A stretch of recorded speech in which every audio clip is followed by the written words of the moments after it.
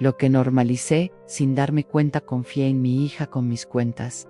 Y descubrí préstamos a mi nombre. Pero la verdad es que esto no empezó con el banco ni con los papeles, ni con las llamadas. Empezó mucho antes, cuando dejé de revisar mis propias cosas. Me llamo Norman, tengo 83 años. Toda mi vida fui una mujer ordenada con el dinero. No rica, pero responsable. Mi esposo, Ernesto, siempre decía que yo tenía una memoria especial para las cuentas. Norma, tú sabes exactamente dónde está cada peso, me decía, y era verdad. Sabía cuándo se pagaba la luz, cuando tocaba renovar el seguro del coche, cuánto quedaba en la cuenta de ahorro. Durante 40 años manejé cada papel que entraba a la casa. Pero cuando Ernesto murió, algo cambió. No fue solo la tristeza, fue el cansancio. Uno empieza a sentir que las cosas pesan más de lo que deberían. Las carpetas, las filas, en el banco, las firmas. Fue entonces cuando Carolina Mihai Meyer empezó a ayudarme. Carolina siempre fue la más organizada de mis 3 hijos. Trabajaba en una oficina.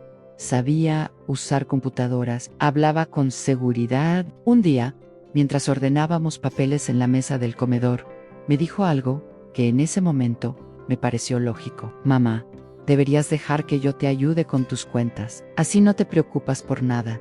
A la frase sonó como alivio, no como advertencia. Acepté al principio.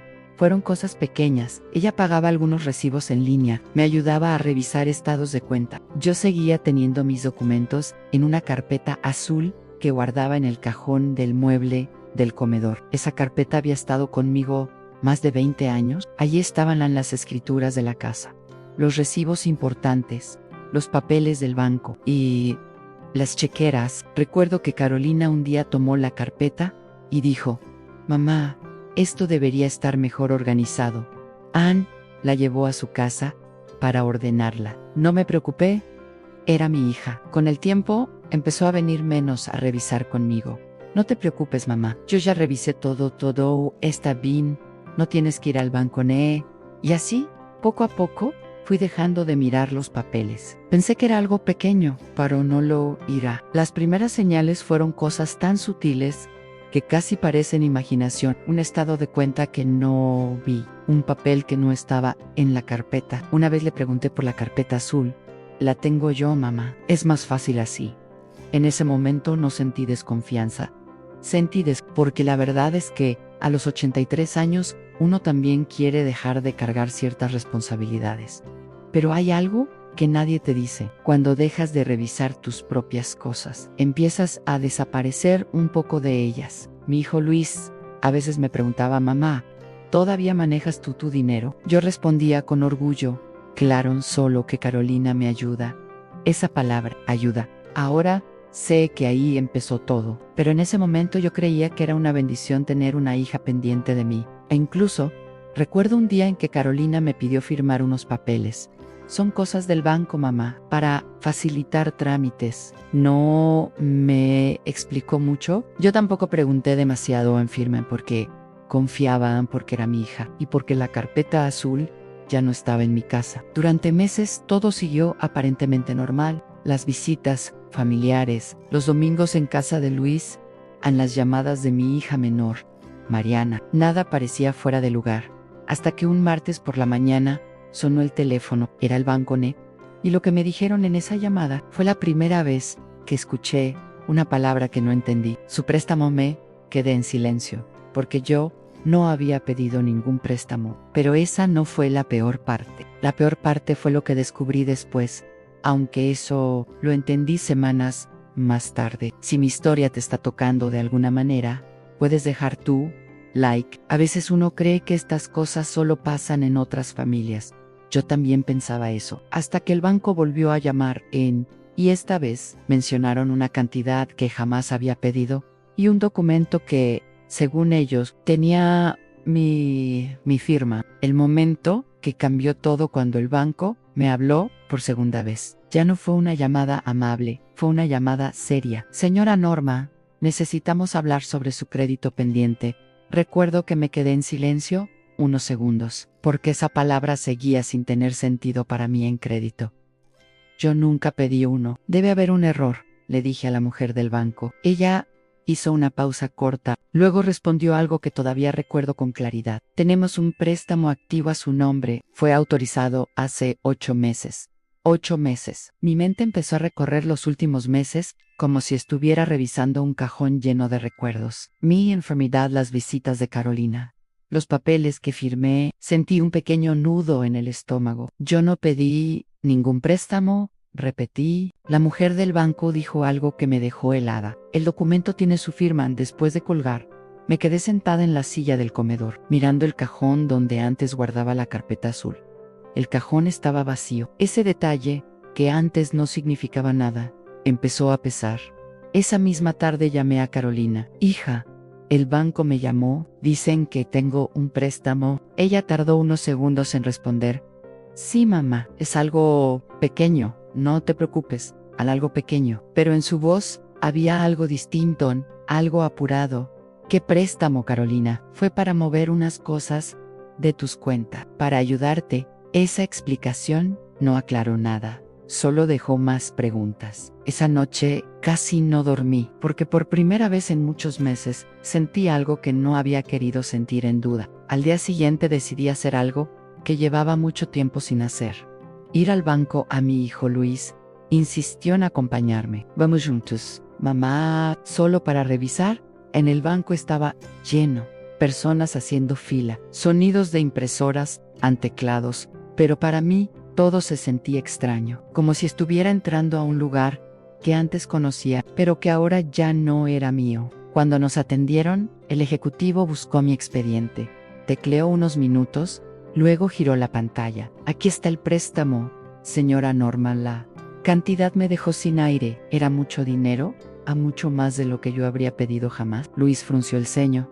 ¿Quién solicitó esto? El ejecutivo abrió un archivo digital y entonces apareció el documento.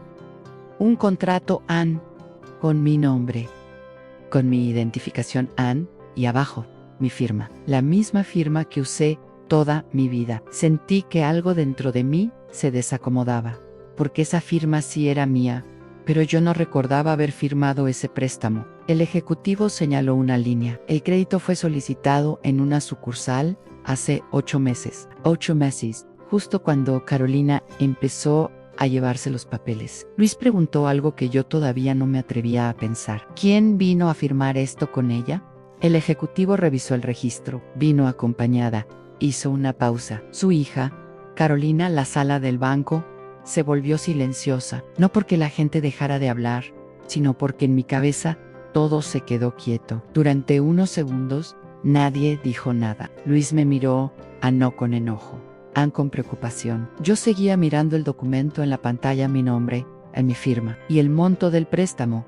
En ese momento, no sentí rabia, sentí algo más difícil de explicar, en vergüenza, porque en ese instante entendí algo que me dolió aceptar. Tal vez yo sí había firmado, pero no había entendido lo que estaba firmando, y eso me dejó con una pregunta que todavía no sabía cómo responder. ¿Había sido un error o alguien había usado mi confianza? Cuando salimos del banco, Luis me dijo algo en voz baja.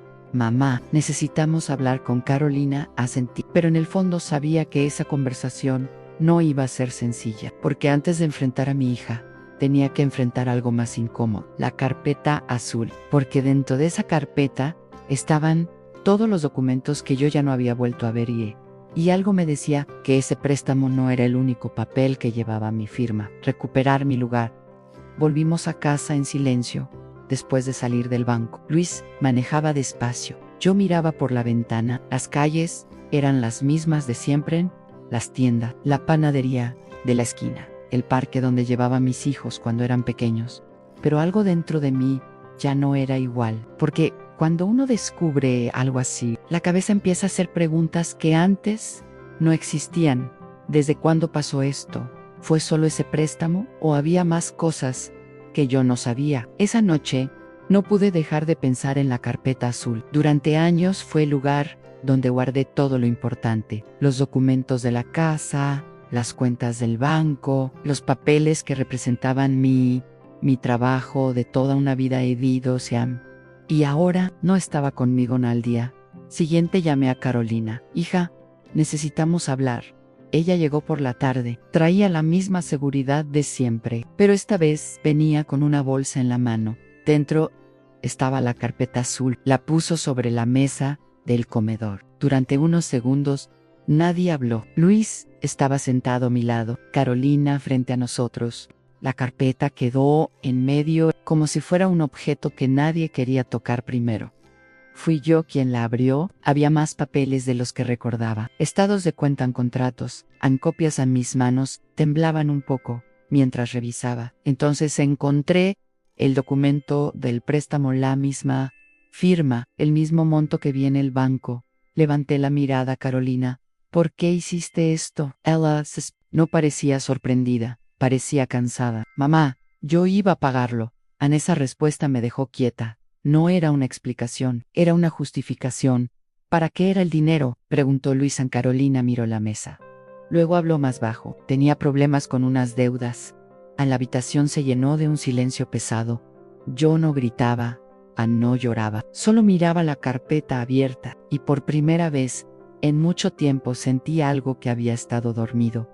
Mi propio lugar, Carolina, le dije con calma. Ese dinero no era tuyo. Ella levantó la vista. Había algo de culpa en su cara, pero también algo que me dolió más. La idea de que yo nunca me enteraría. Durante años me enseñaron que una madre protege a sus hijos, aunque los ayuda, que incluso los entiende cuando se equivocan, pero también hay un momento en que una madre tiene que protegerse a sí misma. Luis habló con firmeza. Ese préstamo tiene que cancelarse. En Carolina abrió la boca para responder, pero esta vez fui yo quien habló primero. Y las cuentas vuelven a estar a mi nombre.